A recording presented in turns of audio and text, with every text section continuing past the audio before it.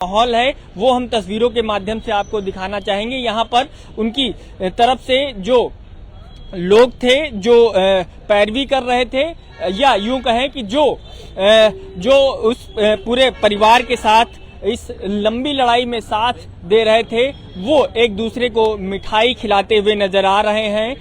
क्या कहेंगे जिस तरह से ये फैसला आया है, जिस तरह से ये कोर्ट का फैसला आया है, क्या कुछ कहेंगे?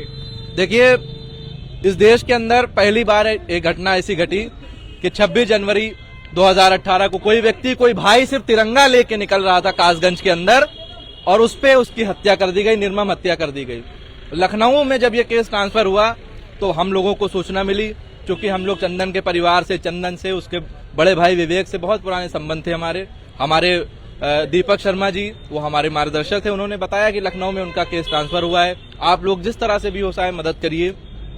क्योंकि एक तिरंगा लेकर, तिरंगा पूरे देश को जोड़ने का काम करता है और तिरंगा पूरे देश की पहचान है।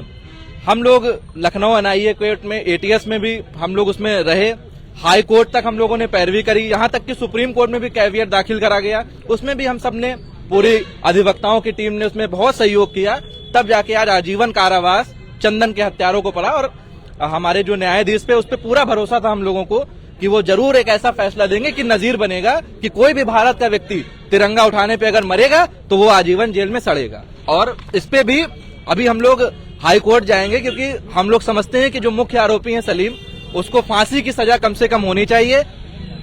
फांसी से कम सजा किसी को भी हम लोग इसमें मानेंगे नहीं। क्या कहेंगे जिस तरह से कोर्ट का फैसला आया है, उम्र कैद की सजा सुनाई गई है, कितना संतुष्ट हैं और क्या कुछ मांग कर रहे थे आप लोग? संतुष्ट हैं इस पूरी कार्रवाई से? हमें इससे बहुत संतुष्टि मिल रही है इस बड़े फैसले से कोर्ट के, क्योंकि हमारे देश के तिरंगे का अपमान किया गया था। आगे कोई भी अगर हमारे देश के तिरंगे का अपमान करेगा तो उससे सख्त सजा मिलनी चाहिए।